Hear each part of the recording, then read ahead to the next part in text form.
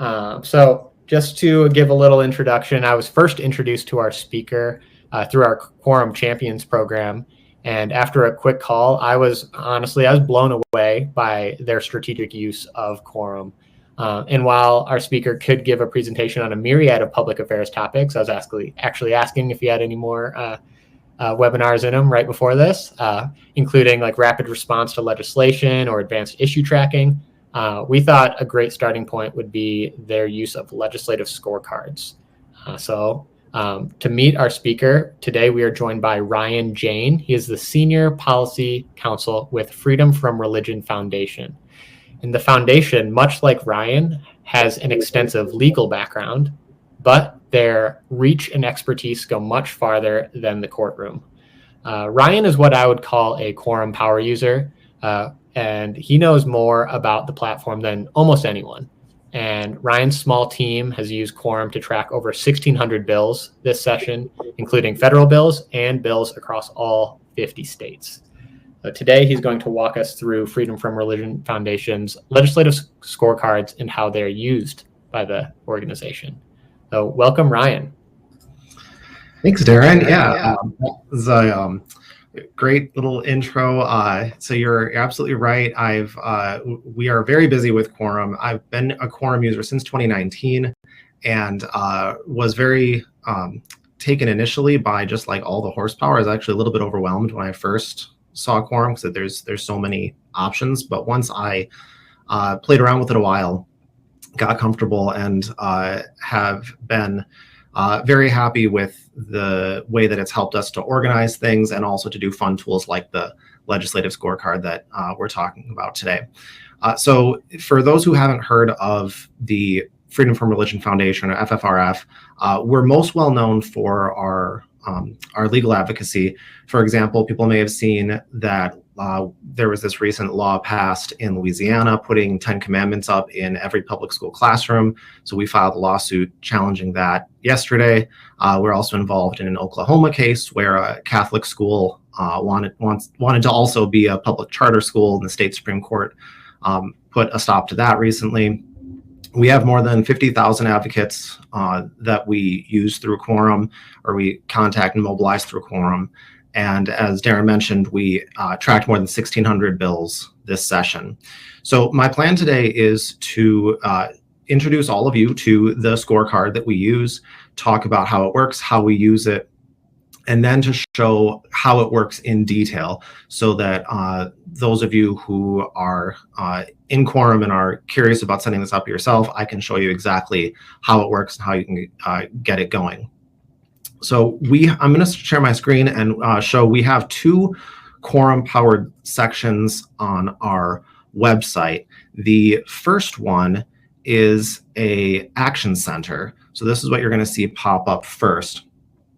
And this is a spot where people can come in and sign up on the right, and then they can take action on various things on the left. So right now, these are federal issues, but we have state-specific things. So if you were in Louisiana, you would have gotten an action alert about that bill at the time. So this is one thing that we use that is an embedded kind of application through Quorum. But the second is our scorecard. And the first cool thing to note about this is that the scorecard is dynamic and auto-updating, at least for the most part. So when you go through and look at it on the website, you can see we have legislators here on the left, and then there's a score that they all get, the states that they're from, and then a few different criteria. Now, the most natural way to score legislators with a scorecard like this is with their votes. And ideally, that's probably what most organizations would want to do. The trouble that we ran into is that with Congress currently, and with our particular issue area, this is tricky because nothing gets through the Senate. And in the House, the bills that we want to support are typically not getting floor votes. So there's not a lot of great votes that we can really track effectively. So what we decided to do is we decided to score people on whether they are sponsors or co-sponsors of a few bills that we support. So you can see there's 3 that we have on here right now: the Do No Harm Act, the Women's Health Protection Act, and the Supreme Court Ethics, Recusal, and Transparency Act. These are all what we consider pro-state church separation bills. So we want to reward legislators who are co-sponsoring them. And then there's a caucus that we are very involved with called the Congressional Free Thought Caucus. And so we also reward legislators if they are a member of that caucus. So that's what you're seeing here, is whether they're a member of the caucus and whether they're sponsors of these different bills. But one of the cool things about Quorum is that because it has so many different types of data in its system, you can attach a value to pretty much anything in the Quorum universe. So this is a really flexible tool that you can use. You could keep it really simple and just say we have these few votes that we care about, and we're just going to do it that way, kind of more of a traditional scorecard. Or you can get creative with it and tie it to kind of anything you want. Now, as I mentioned, the scorecard is almost completely automated. What that means is if someone signs on as a co-sponsor to one of these bills, as soon as that hits the official congressional website, Quorum will grab it, put it into their database, and then their score will automatically go up on our scorecard. So that happens quite quickly. Now, we have a spot on our website for people who want to know exactly where do these numbers come from, what makes the difference between 100, 80, 60, and going down. You can see it's going to change from yellow down to orange and then down to red.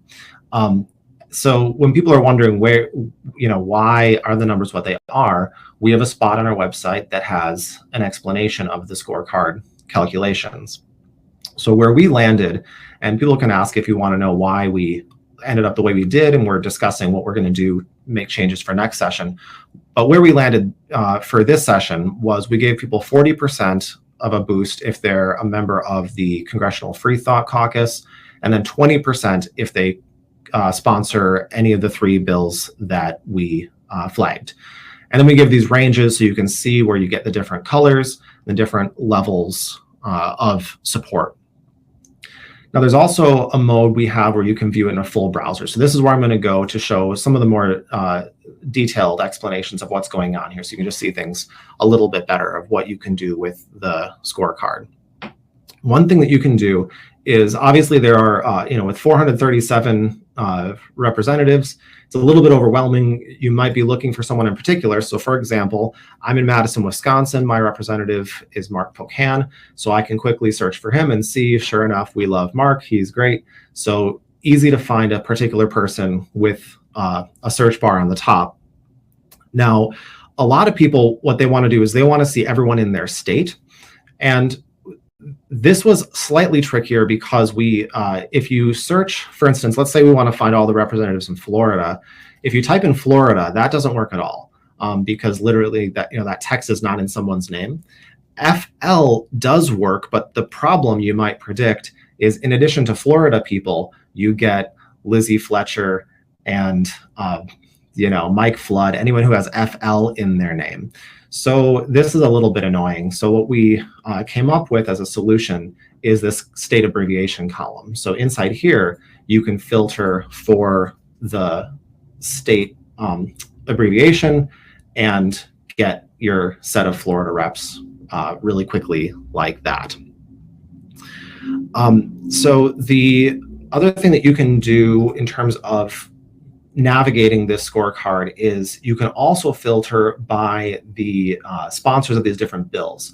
So if we're looking at, for instance, the Do No Harm Act, I could sort by this column so that all of these co-sponsors come on the top of the scorecard, or I can filter to particularly see, for instance, who are the original co-sponsors and who is the primary sponsor. So I can see exactly who that is. And if you filter for it, this person will come up first. So if I sort by this, for example, we'll see that Bobby Scott is going to be coming up first, then the original co-sponsors, and then the other co-sponsors will be after that. So that's kind of a useful tool potentially. The information, of course, you can go into the bill and see it that way, but this is kind of nice if you have these high priority bills. you can just get all this information in one sheet without having to click around at all. So that is the scorecard introduced for you. The next thing I want to talk about is kind of why the scorecard is worth the trouble of setting up and how we use it. So the first, probably most obvious use is that we send this out to our advocates every year when we get the new scorecard up and running. We send it out to everyone and say, see how your reps are doing, and you can contact them and either thank them for their good work or tell them what you think they can do better. And this obviously gives specific guidance. So if you have a rep who's down here who is not a member of this caucus and they're missing one or two of these co-sponsorships, maybe, if this is your rep, you could say, hey, why aren't you on the Do No Harm Act? I think this is a good bill. You should support it. And you should also take a look at this caucus. So it gives you specific talking points. And that's the most obvious idea, besides being a potential voter guide, right? If you're thinking how good or not good is this person on this issue. But another area that I think is easy to overlook is we use the scorecard to talk up our superstar congressional allies. So we have a bunch of 100s here, right? People who are the high scorers, who they sponsor all three of these bills, and they're members of this caucus. And what we do to build our relationship with them and to help celebrate their good work on state church separation is we create statements like this. So this is on our website where we're talking about Representative Hank Johnson and his perfect score on our scorecard. And so when we send this out to our advocates, it sends a few different messages. For one thing, it promotes the scorecard, right? So more people come to our website and see it. And the scorecard, I think, just also gives people a reason to come to our website. So that's another benefit to our organization. But also, this is the sort of thing that legislators love to see, right? Where it's just unprompted. There's some advocacy organization that's sending something out saying, hey, Representative Johnson is fantastic on state church issues and you should support him, right? They love seeing that kind of stuff. And so it helps when we are trying to set up meetings with these offices in the future. It's nice when we have a record of kind of bolstering them up. Now, also, I kind of mentioned how you can, filter these to learn more about these bills. So there's a little bit of benefit to internally for our team to kind of make, use this as a reference guide. And depending on how you set this up, you could really lean on that more, where it's like, this is the information that we find useful all in one place that happens to also be a scorecard. Now, the other issue that I think is very easily overlooked, and I didn't even consider this until we got the scorecard really up and running, is using this as a tool and kind of as a carrot for legislative offices. So I don't want to name any names, but I'll just say that some of these strong performing legislators are in that camp because we have good relationships with the offices. And when we met with them, we said something along the lines of, we know you're good on these issues, and currently you have like a 60 or an 80 on our scorecard. And if you can, if your boss would become a co-sponsor of one of these bills, it would bump them up a notch, and they would either turn from yellow to green, or they would turn into a 100, which we would celebrate them as one of our superstars. Or maybe, they would like this caucus, and this will give them a big boost. And that has actually worked several times. So we've met, because a lot of times, they're just so busy on the Hill that there are bills that offices know they would support. It's just that it's not a top priority. And so I think this is especially effective in those circumstances where it's not that they're opposed to the bill. It's just, how do you convince them to actively sign on as a supporter?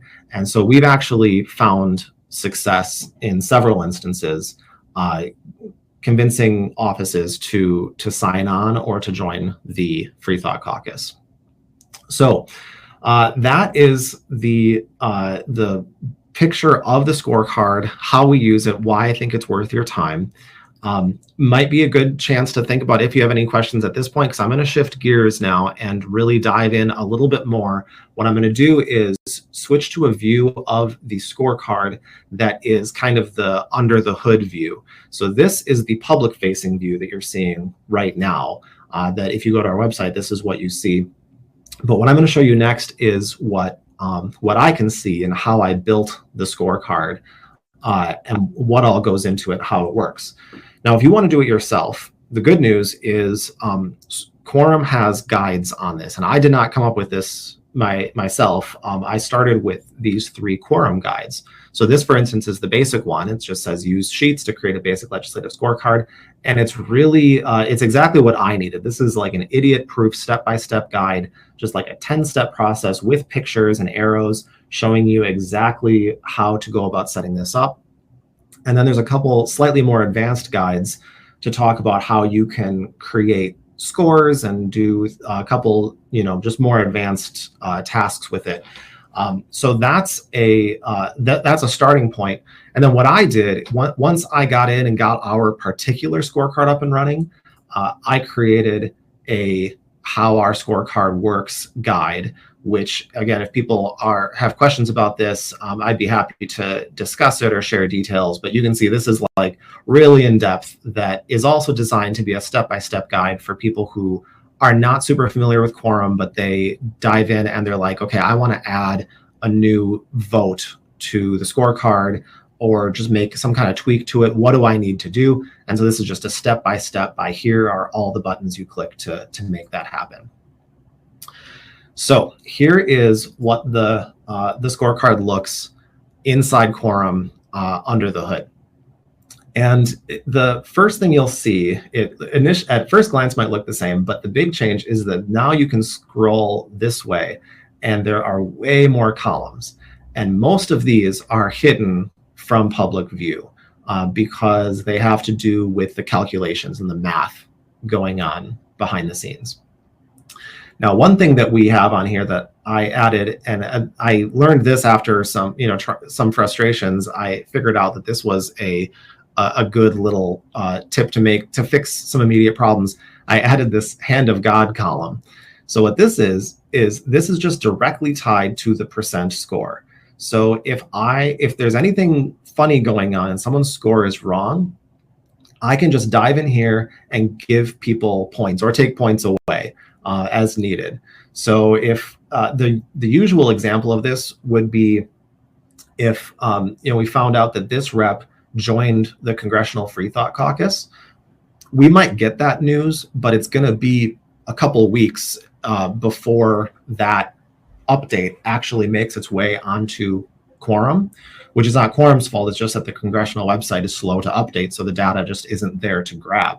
So what I could do is I could just click into here and add in the 40 points that would, for instance, get this person up from a 60 to a 100, so that their office can immediately see, as soon as they make the announcement, their score is reflected. I would just add it in like this. But then, of course, you have to remember to go in and fix it once he has a 140%. You don't want to leave that. So use with care, but this is a tool that I've found helps out a lot. Now, the first thing that you are going to want to do, and before I dive into kind of how the scorecard works, is you need to come up with a rubric. And so this is similar to the explanation that I showed earlier, how we were giving points for the caucus membership and for these 3 sponsorships. You need to figure out how you want to score your scorecard before you start actually building the scorecard. How much you're going to give for each particular item. Now, one thing to note is you can also take away points for certain things. So if you're doing votes, this is the easiest. If someone votes against passing a good bill, or they vote for a bad bill, or even if they are sponsoring a bill that you think is particularly bad, you can penalize them and take those points away. Now, the thing is, especially if you're playing that game where you're giving points and also potentially taking points away, the trick is, how do you get that back to a percent score that's going from 0 to 100, right? Because you might have scores that start out, the worst possible scores are going to be in the negatives, and then the positive score is probably not going to be 100. It's just going to be some other number.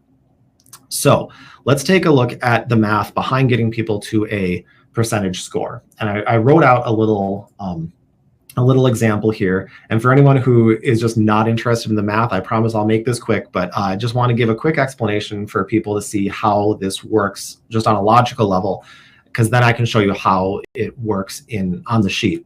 So let's say we have 3 good votes, and we're going to give people 5 points for each good vote they make. And then we have 3 bad votes that they could potentially make, and we're going to take away 2 points for every time they did that, right? So like we have our 3 good bills. If they voted the right way on all 3, they're going to have 15 points. And if they voted against all 3 of these bills, they're going to have -6. That's the worst case scenario.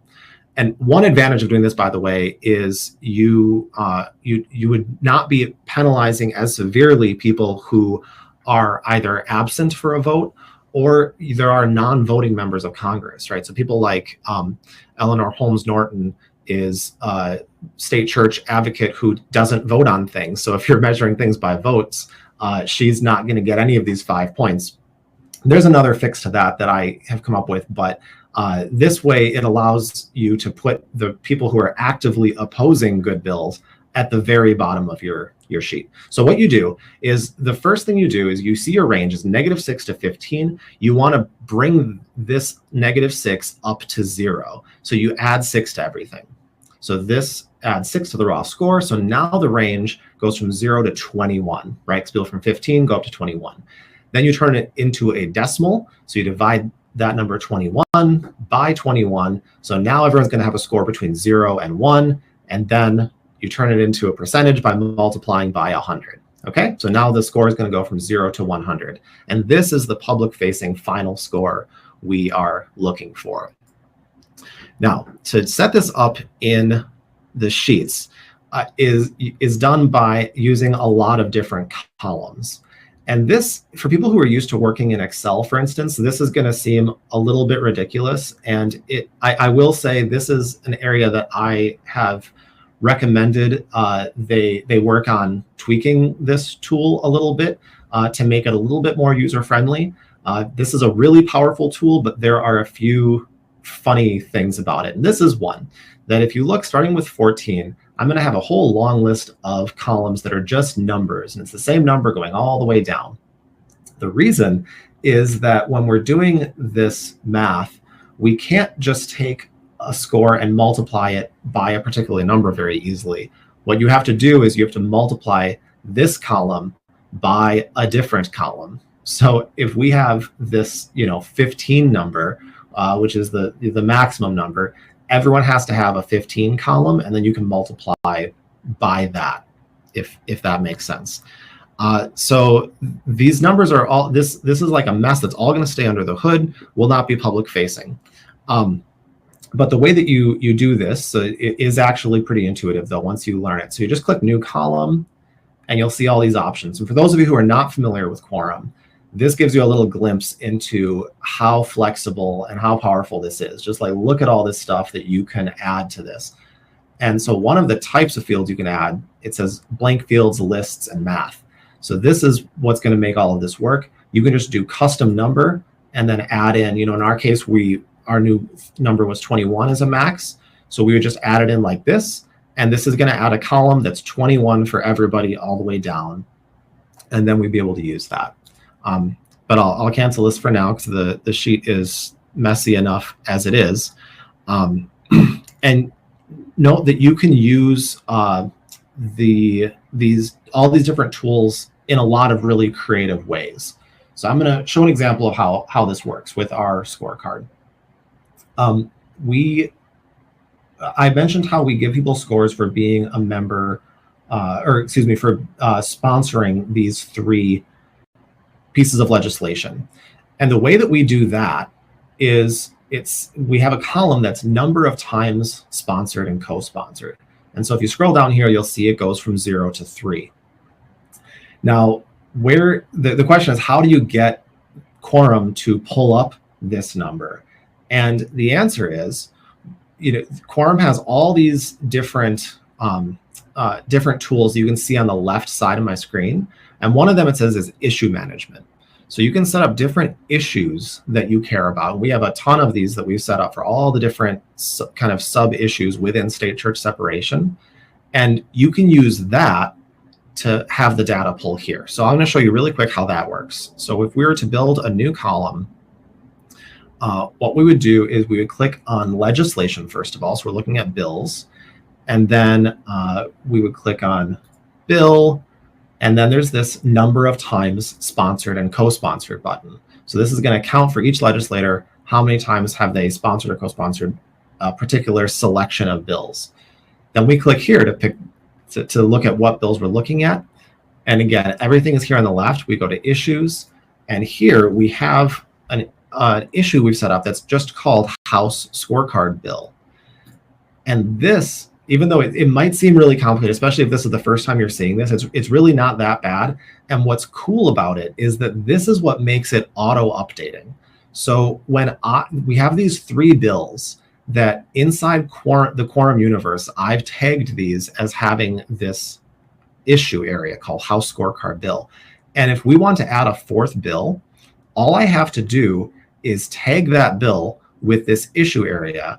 And what the effect will be is that automatically and basically instantaneously, this column that used to be 0 to 3 will suddenly be 0 to 4, right? So anyone who sponsors all 3 of these bills plus the new one that I flagged, this column will say 3. We'll say 4, excuse me, instead of saying 3. And so then all we have to do is multiply this by however many points we're giving them. So we're giving our people, 20% for each time they sponsor one of these good bills. So if we want to keep that as a 20, we would just have a score that's 20 times whatever this number is. So when we update this number, their raw score will automatically get updated. So that makes things much easier. That's what we have over on the side here. We have in our case our max number is 75. So we are dividing that by the raw score to get a decimal score, which is going to be 0 to 1. And then we multiply that by 100 because we have a column that says 100 over there. And that gets us to our percent score. So that's it. That's how the scorecard works. And again, apologies if anyone is, if that was like back to high school math class was super uncomfortable. That's the end of the math discussion. But like I said, it's really not that bad, especially when you're following a guide. It's step by step. It's pretty straightforward. And the end result is that you get this nice clean number 0 to 100 for everybody based on any criteria you want. And so the last thing I wanted to show is that I figured people would have a question about is where these colors come from. And this is something you can customize as much as you want. So it might take a sec because it's loading right now, but you just click on these 3 dots on the top of the column. There's a custom color button. And then inside here, you can see, it just takes a sec to load, that we're going to be able to set any range that we want. So in this case, when you start at 0, you get red, 40 gets you orange, 60 yellow, 80 green. But you can go in and add as many of these as you want, and it's a full color wheel. So you could set up 100 different colors if you were so inclined. So again, the main takeaway of this, I think, is that it's super customizable. And this is where we are with it right now, but we are in, the summer, we plan for next session. So we're talking about how we can kind of beef this up and make it more powerful, but without it becoming unapproachable for next year. So with that, I think I will stop sharing my screen for the time being and take a look at any questions that we have. And I think, so here's Darren back on to help me navigate any of that. But thank you all for your attention. And also I was going to mention, I was really impressed with the diversity of people who are here today. So thank you all for showing up, taking the time to hear about this. And it's really cool to see people from all over the country. Yeah, Ryan, that was really great. I know I mentioned your legal background, but I didn't know we were also going to get a little math lesson as well. So thank you for that. Um, and I also think this is going to be really helpful for people. I think a lot of people are going to be rewatching the recording to try to replicate some of the things that you've done in here. So yeah, we did get some great questions coming in. The first one that I'm going to field, and if anyone else has questions, you can enter them in the Q&A or in the chat section. The first one that I'm actually going to field is from our community group. It came in from Wonk Nation, and let me pull that up. Okay.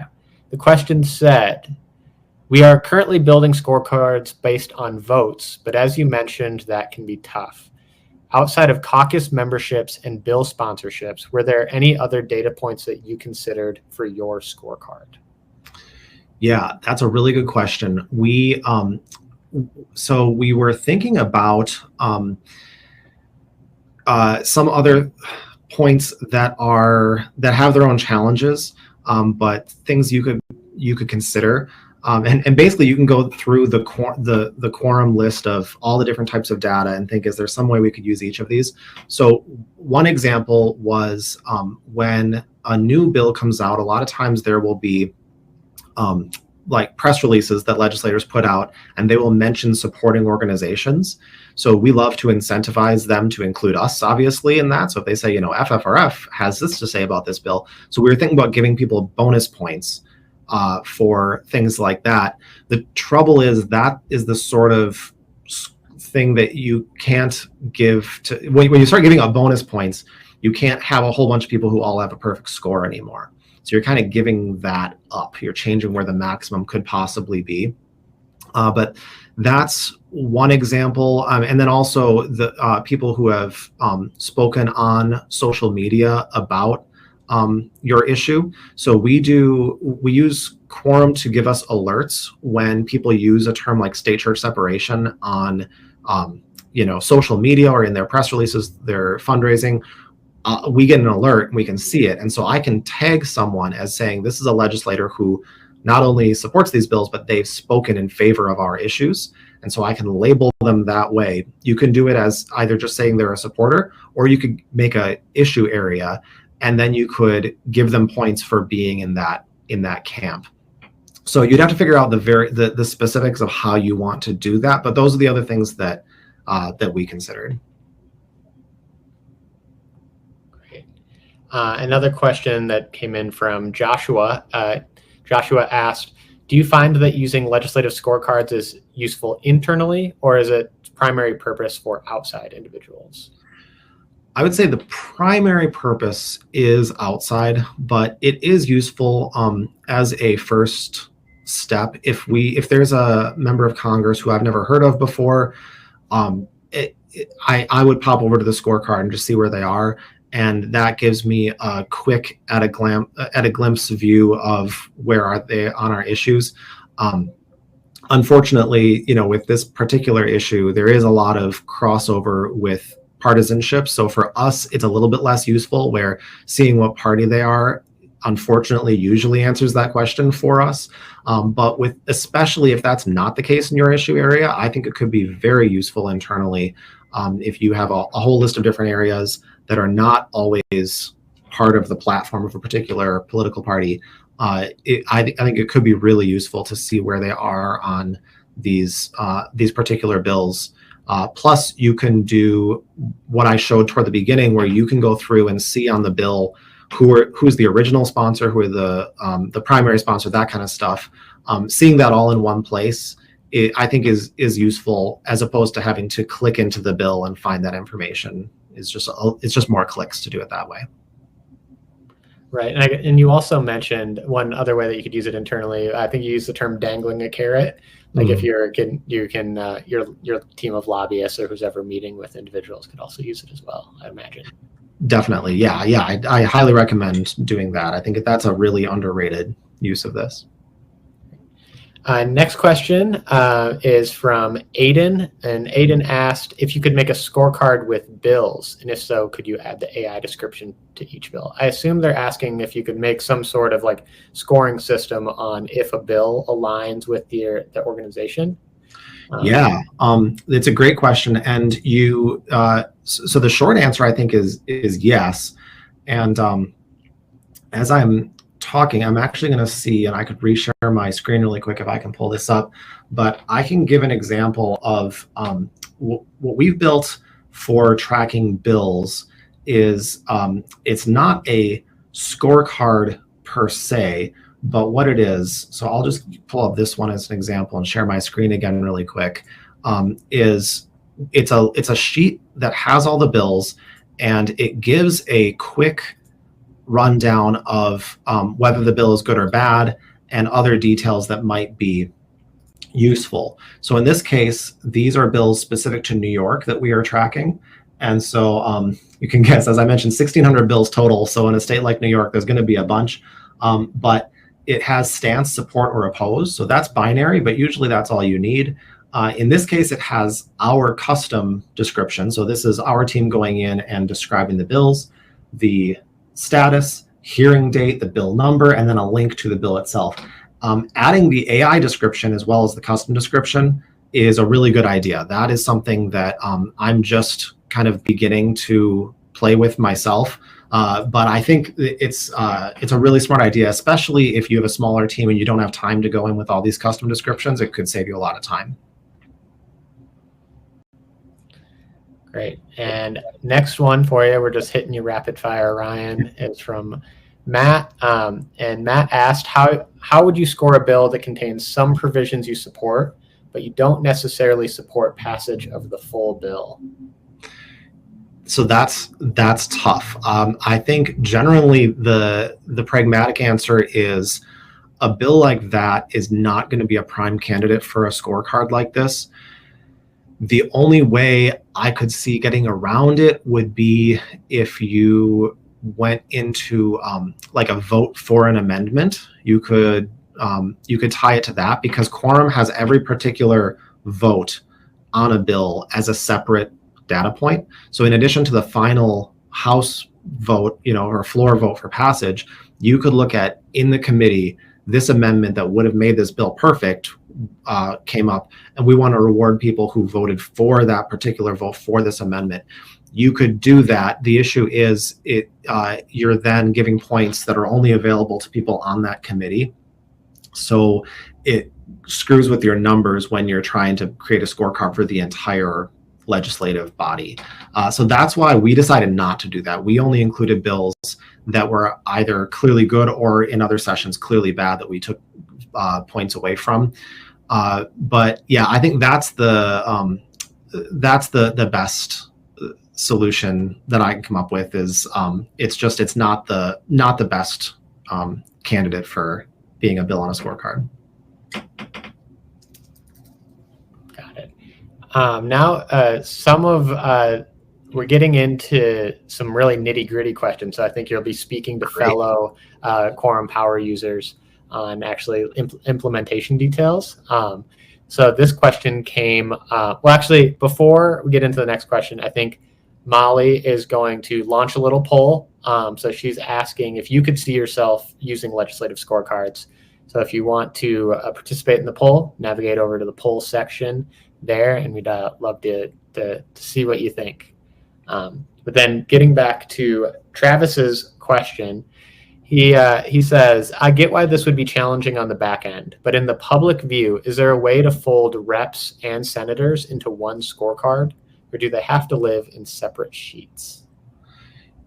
That is a very good question that I have a feeling people, so this is, I'll just take the opportunity to say, this is the sort of question that if that's what you wanted to do, I will sing the praises of Quorum's support team, where when I've run into questions like this, where it's like, I wonder if this is possible, but I don't know if it is, they are really responsive and more creative than I am about, like, if there's a way to do it, they'll find what it is.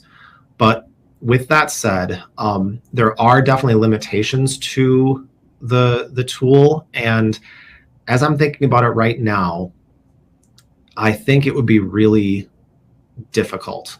Maybe possible if you had like bills that had a companion in the other chamber every time. then you could balance it out. So you could say, you know, Do No Harm Act has this House bill and the Senate version, and you're going to score it the same way in both chambers. I feel like there's probably a way to make that work. But the way that we've done in the past is we had a House scorecard and then a Senate scorecard that are separate, and they look at different votes or different bills. And if you're doing that, then combining them might be tricky. There's probably a way to do it, but I don't know offhand how that would actually be. And I guess the question too is, I get how that could be very attractive to a constituent because they can see all of their federal reps all at once, or all their state reps all at once. But it also would just be a little bit messy, I think, presenting the data when you're looking at the sheet and it's a mix of House and Senate stuff. I think that it's less clean. So I guess I'm not inclined to it myself. But yeah, it's something you could explore. Awesome. And then this is a question from Miller Saltzman. We kind of talked about this a little bit already, but they specifically asked if you could talk more about your strategy about creating the score. Miller said, I'm curious why you chose to include only sponsor/co-sponsorships and caucus membership. Yeah, in the past we've used votes, but specifically on these bills that we wanted to include, because Speaker Johnson is not going to give them floor votes, we usually don't have votes to go on. So we went to sponsorships as a kind of secondary, a plan B, because that's all we had. So that's and then also the other reason is because we have non-voting members who can still sponsor legislation. So it was a better fit to fix that issue as well. The only other solution to that, by the way, is we do have an internal, what we call a custom field in Quorum for a non-voting member. So we tagged those people with yes and just gave them the points manually. So there are fixes like that, but it's a little bit messy. And so then we are very tied to this particular caucus. We helped to create it. We do events with it. So we really want to encourage more people to join the caucus. So that's why we decided to include that specifically, even though it might seem kind of odd from an outsider. But that's why we decided to do it the way that we did. And then the reason that kind of the thought process that went behind giving the weights that we specifically did, to be totally transparent, what we did is we looked at a lot of the people who we knew were the strongest allies, but were maybe not perfect in any way. And we wanted to make sure that we weren't docking them too hard, right? So if they're members of the caucus, they're on two of these bills, for some reason we can't get them on the third, we don't want to make them like orange. We want to make sure they're still at least yellow, right, with the coloring. So we played with the numbers to make sure that we're not going to be burning any bridges by giving people we know are good on state church separation bad ratings. So that's the kind of calculation that we did internally. All right, Pamela submitted this question and it got an instant thumbs up from another member. And Pamela asked if your organization ever uses scorecards with state legislators or just federal. Yeah, you definitely can. We have not, which is purely a matter of resources, that we have a small team that works in all 50 states. We have state chapters who I've talked to. They've expressed interest.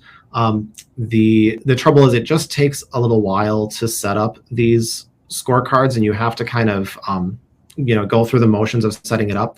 But if you're primarily doing work in one state, everything I showed today would work just as well in states. And frankly, it might work better in a lot of ways because things aren't so deadlocked in states. So you might have more flexibility, and it might just be more interesting because there's less of this clear partisan divide in a lot of states and with different issues. So we've talked about it. We have not actually done it, but there's no reason it wouldn't work.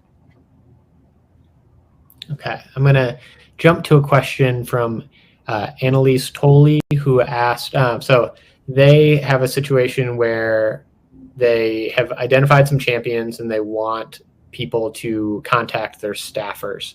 So this might be a question where we need to get some Quorum customer success people on the line, but they were asking if you could add a staffer column for each legislator. Do you know if that's possible?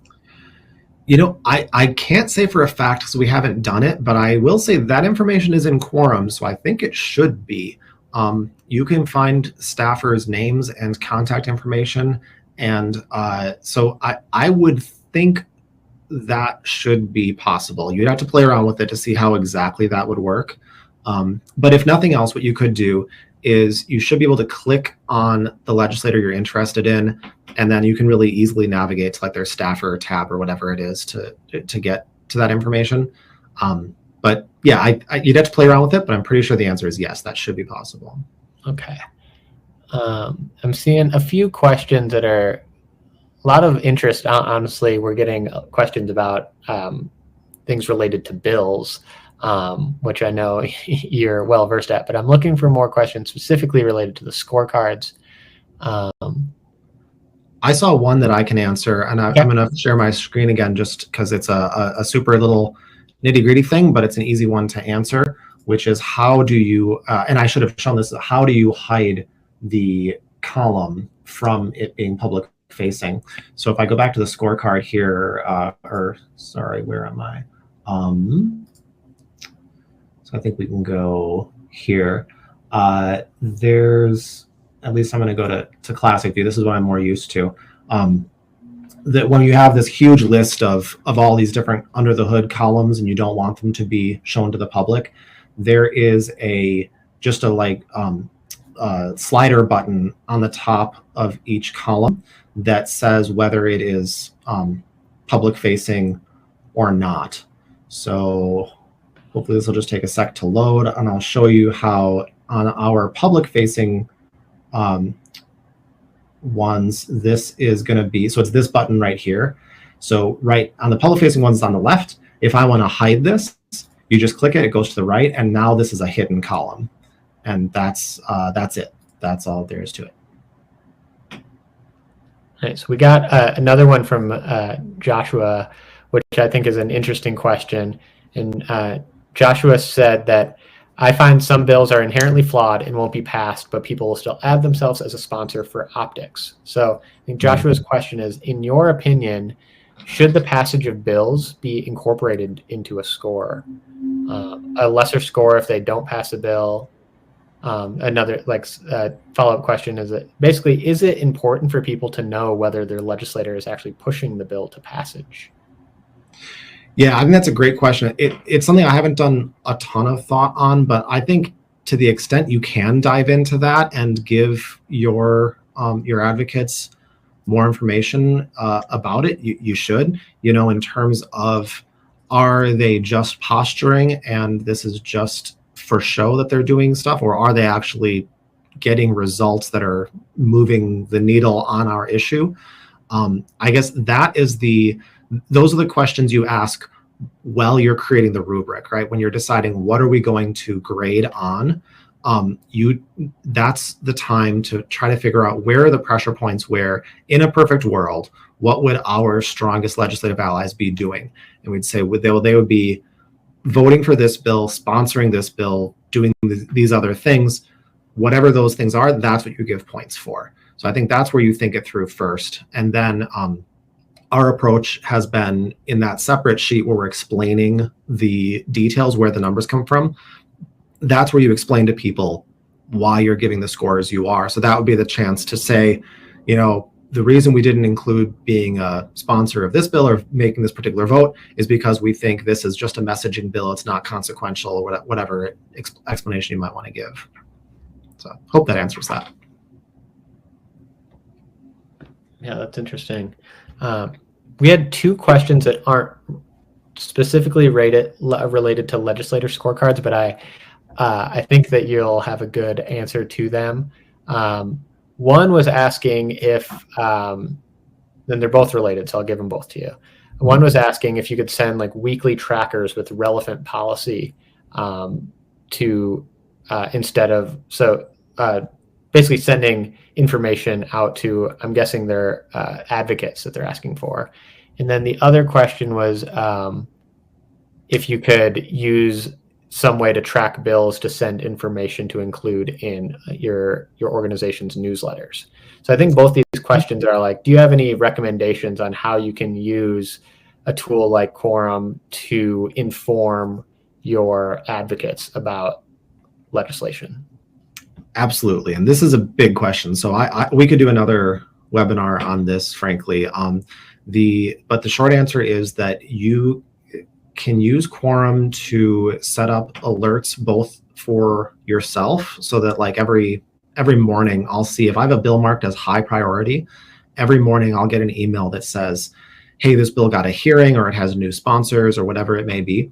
So, and then I'll get to decide, do I want to include that in my weekly newsletter? So that's one way to do it. The other way to do it is there are tools in Quorum in addition to, so these are called sheets we were working with today. There's also something I use a lot called dashboards, which you can include a lot of different information in there. So I've built dashboards for our chapters and our advocates in particular states, where if you want to see at a glimpse, what's going on in your state relevant to the bills that I'm tracking there, it has just everything in one place there. And then what you can do is through Quorum, you can do outbox is what it's called. So just like email send outs, which you could, I think the easiest way to do it would be to send out an email to people that lists the updates and then links to a tool like that. So you're linking to something like a dashboard you've built that says, this has a list of all the upcoming hearings, what the current bills are. Here's new bills that have passed in the last week, things like that. So yeah, the information is all there. It's just a question of kind of building the tools that you want to give to your advocates, and then you can just set up the emails to send to them. All right, now getting back into the nitty gritty, and I think this question, the your hand of God column might come in handy for this question. So Chelsea Duffy said that we've experienced reps missing votes due to health issues. And how do you address that in a scorecard? Because Chelsea says for their organization, they mainly use votes as their scoring mechanism. Yeah, we ran into that too. And so the one answer is this is an advantage of docking people for bad votes. So you take points away from people who voted no, but you don't take the points away from people who are absent. That mitigates it a little bit. But if you want to give, the question is, do you want to give those people who are absent full credit as if they voted for it? And if you do, then that's where the hand of God type column comes in, where it's just, we're going to manually go in and just give them this many points. You could include that as a column if you wanted, because you're worried people are going to be confused. But you can also just do it behind the scenes. And if anyone asks, you can say, oh, we talked to them and they said if they were there, they would have voted for it. So we just gave them the points.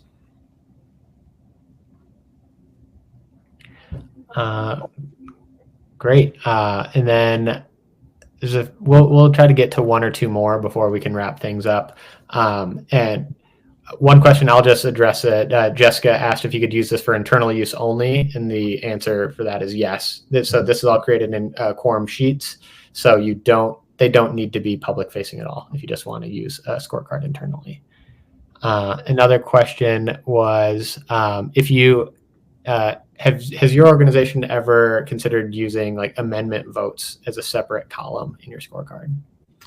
We considered it, and the main reason that we didn't go with it was because we wanted to cover the entire body and not just one particular committee, which is usually where the amendment votes happen. So that was the main thing. But I think if there was a House amendment vote that you think was really consequential, you absolutely could do that. That'll be in Quorum as a data set. You could include it. You maybe have to explain it to people a little bit. It's less intuitive to people who aren't as plugged in to just like the final passage vote. But so you could, but in the past, that's why we've not gone with it. Great. And then I'll do one final question before we wrap things up. And it's actually, there's a few more like storming in, so we'll see if we'll get to as many as we can. Someone just wanted to build off that missing vote question. If could a missed vote just be counted as no influence, so it doesn't help or hurt their score? Yes. And so that would be the default of, you would give them 0 points for it. The trick is you have to figure out kind of the mathemagic behind it, where you don't want them to, because so the thing is, it influences the maximum score if you're putting it in there. So you'd have to figure out, but I guess the short math answer to that, I think, is if you are giving equal score for going plus or minus. So in my example, I said you get 5 for a good vote and you only lose 2 for a bad vote. But if you made that, where you get 5 and you lose 5 for a bad vote, then if you miss a vote, you have 0. Your percentage is going to stay the same. So that would be the way to work that out mathematically if you wanted to keep it truly neutral. Great. And then, all right, I'm going to call it, this is the last one. Okay. I think this is a really interesting question. Another one from Miller. They asked, do you find that legislators care about your scorecard and want to change? Or is it more just a tactic to get members activated? So in our case, we've only been doing it for a few years. So they usually, to be totally honest, only know about it because we bring it to their attention. And then it's a question of, can we get their interest in it or not?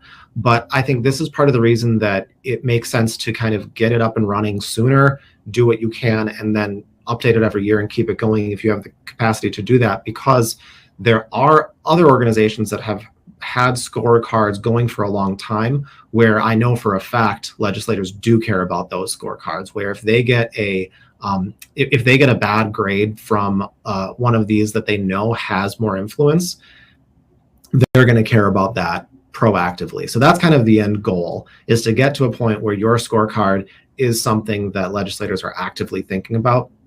But that just takes time to build up. You're not going to, you shouldn't fool yourself into thinking the first iteration of your scorecard is just going to be of prime interest to all the legislators.